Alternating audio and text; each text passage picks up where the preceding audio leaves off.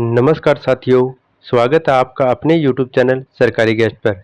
आज से हम शुरू करने जा रहे हैं एसएससी एमटीएस एग्ज़ाम 2025 के लिए प्रैक्टिस सेट की सीरीज, जो आपके आगे आने वाले सभी एग्जामों के लिए महत्वपूर्ण रहेगी, जिसमें हम जीके जीएस के पूछे गए क्वेश्चनों पर बात करेंगे। और इसमें हम हर दिन जीके के 25 क्वेश्चन लेके आएंगे, जो बिल्कुल एग्जाम बेस्ड पैटर्न पर रहेंगे और सभी के सभी प्रीवियस ईयर को ध्यान में रखते हुए इस प्रैक्टिस सेट को तैयार किया है। यह सीरीज सभी एग्जामों के लिए इम्पोर्टेंट रहने वाली है। तो चलिए बिना किसी देरी के साथ आज की वीडियो को स्टार्ट करते हैं। आज का पहला क्वेश्चन है,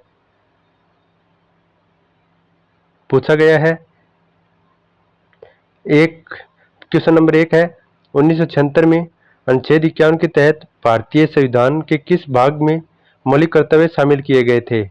ऑप्शन ए भाग 3 में, ऑप्शन 2 भाग 6 में, ऑप्शन 3 भाग 5 में, ऑप्शन 4 भाग 4 के ए में। तो इसका सही जवाब हो जाएगा ऑप्शन 4। भाग 4 ए में मौलिक कर्तव्यों को शामिल किया गया था और अनुच्छेद 51 के तहत रखे गए थे। इनको याद रखने की आसान ट्रिक है, अनुच्छेद ए इसके साथ लिखा हुआ है, वहीं भाग 4 ए के साथ भी ए लिखा हुआ है। इस तरह आप इसको याद रख सकते हैं। चलिए अगले प्रश्न पे बात करते हैं। अगला क्वेश्चन है, निम्नलिखित में से किस राजवंश ने 14वीं शताब्दी में विजयनगर साम्राज्य की स्थापना की थी?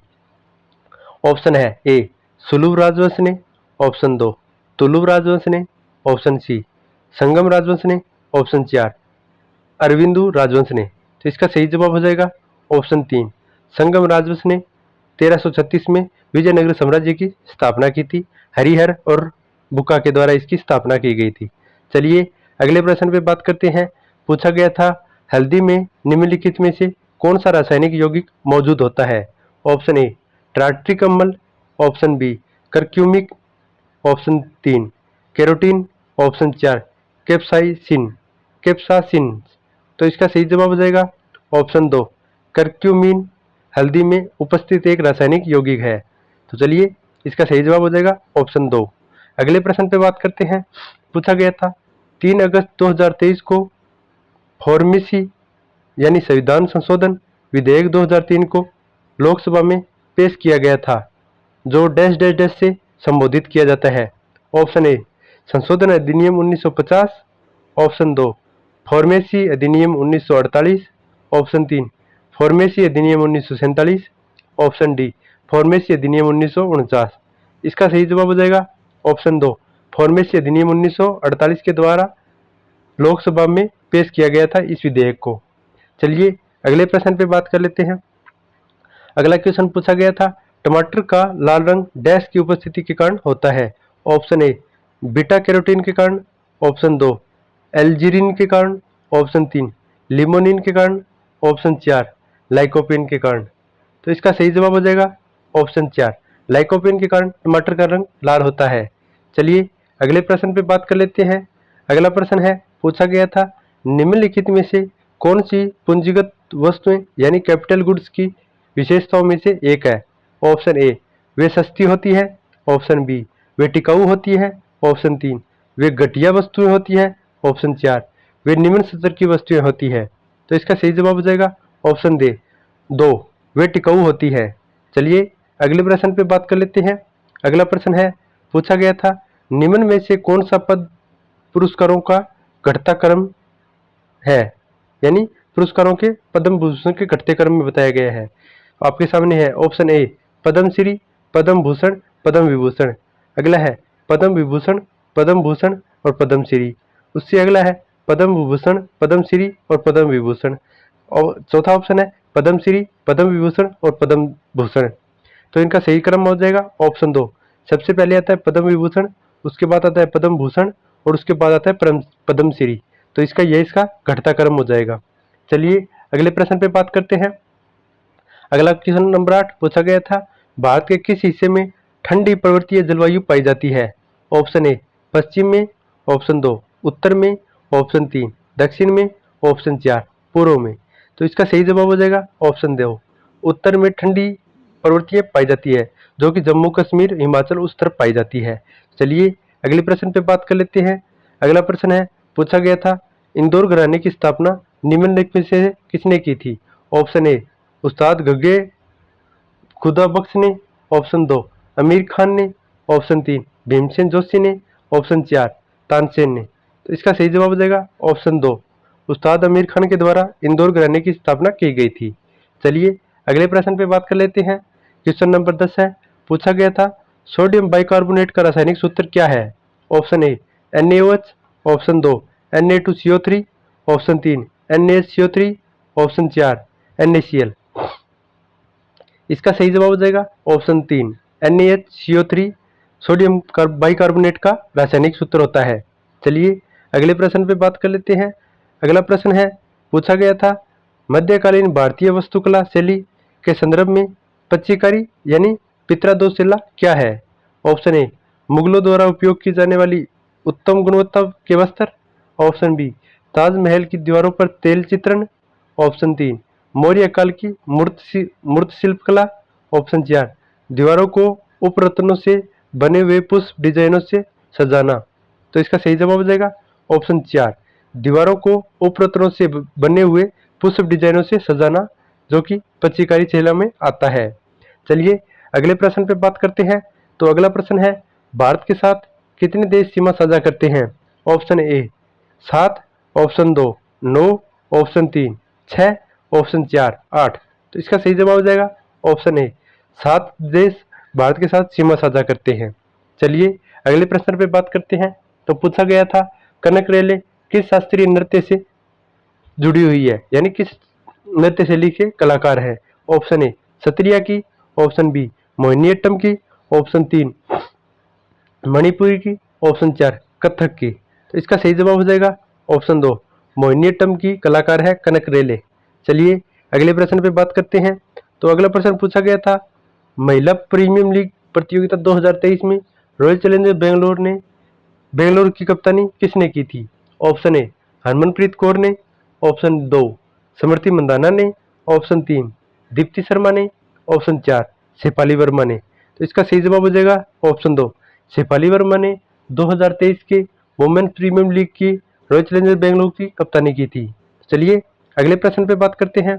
पूछा गया था एम मुंशी का ऐतिहासिक उपन्यासकार द ग्लोरी ऑफ पाटन मूल रूप से किस भाषा में लिखा गया था? ऑप्शन ए मलयालम में, ऑप्शन 2 गुजराती में, ऑप्शन 3 बंगाली में, ऑप्शन 4 तमिल में। इसका सही जवाब हो जाएगा ऑप्शन 2 गुजराती भाषा में द ग्लोरी ऑफ पाटन लिखा गया था। चलिए अगले प्रश्न पे बात कर लेते हैं। पूछा जा रहा है कि शफीकुर रहमान बरक किस राजनीतिक दल का प्रतिनिधित्व करते हैं? ऑप्शन ए भारतीय राष्ट्रीय Congress, option 2 Bharatiya Janata party, option 3 Samajwadi party, option 4 राष्ट्रीय जनता दल। इसका सही जवाब हो जाएगा ऑप्शन 3 समाजवादी पार्टी। शफीकुर रहमान बरक समाजवादी पार्टी से जुड़े हुए नेता है। चलिए अगले प्रश्न पे बात करते हैं। क्वेश्चन नंबर 17, 2011 की जनगणना के अनुसार किस केंद्र शासित प्रदेश की साक्षरता दर न्यूनतम थी? Option A Lakshadweep, option 2 Chandigarh, option 3 Delhi, option 4 Dadar और नगर हवेली। इसका सही जवाब हो जाएगा ऑप्शन 4 दादर और नगर हवेली की केंद्र शासित प्रदेश में साक्षरता दर न्यूनतम थी। चलिए अगले प्रश्न पे बात करते हैं। अगला प्रश्न है प्रश्न नंबर 18, भारत में प्रांतीय प्रशासन में द्वैध शासन प्रणाली की शुरुआत किसने की थी, यानी किसके द्वारा हुई थी? ऑप्शन ए 1935 का भारत सरकार अधिनियम, ऑप्शन 2 1909 का भारत सरकार अधिनियम, ऑप्शन 3 1919 का भारत सरकार अधिनियम, ऑप्शन 4 1947 का भारत सरकार अधिनियम। इसका सही जवाब हो जाएगा ऑप्शन 2 1909 का भारत सरकार अधिनियम के द्वारा द्वैध शासन प्रणाली को लागू किया गया था। चलिए अगले प्रश्न पे बात कर लेते हैं। तो अगला प्रश्न पूछा गया था कृषि का रबी ऋतु यानी अक्टूबर नवंबर में शुरू होती है और डैश डैश में समाप्त होती है। ऑप्शन ए जून और जुलाई के मध्य, ऑप्शन 2 मार्च और अप्रैल के मध्य में, ऑप्शन 3 जनवरी और फरवरी के मध्य में, ऑप्शन 4 मई और जून के मध्य में। तो इसका सही जवाब हो जाएगा मार्च और अप्रैल के मध्य में रबी की फसलों का कटाई की जाती है।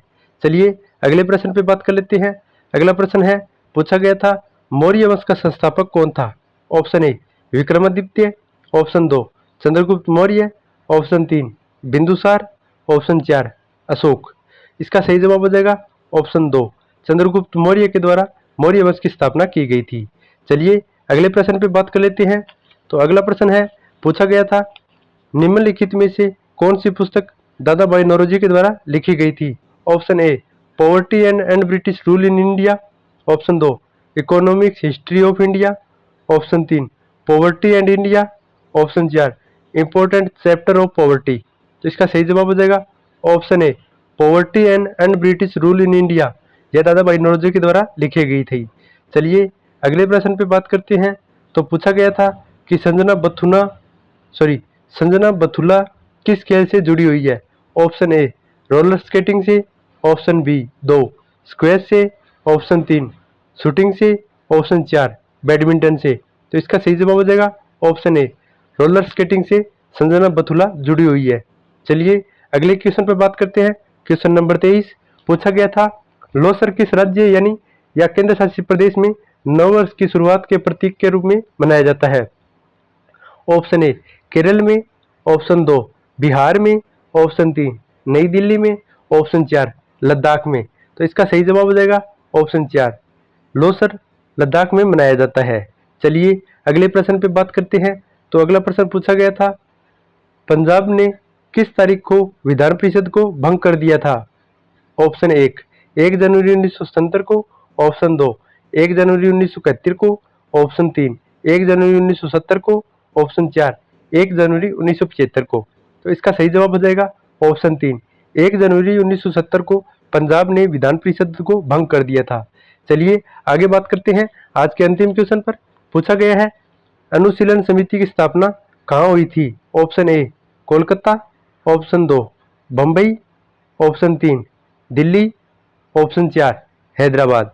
तो इसका सही जवाब हो जाएगा ऑप्शन ए कोलकाता में अनुशीलन समिति की स्थापना की गई थी। तो दोस्तों यह था आज हमारा प्रैक्टिस सेट फर्स्ट। उम्मीद है आपने दिल से प्रैक्टिस सेट किया होगा। कमेंट में जरूर बताइए आपने कितने सवाल सही किए हैं। और रोज प्रैक्टिस सेट लेने के लिए चैनल को सब्सक्राइब करें और बेल आइकन को भी दबा लीजिए। कल फिर मिलते हैं प्रैक्टिस सेट 2 के साथ। तब तक पढ़ते रहिए, मेहनत करते रहिए और सिलेक्शन तक रुकिए मत। धन्यवाद। मिलते हैं एक नए वीडियो के साथ।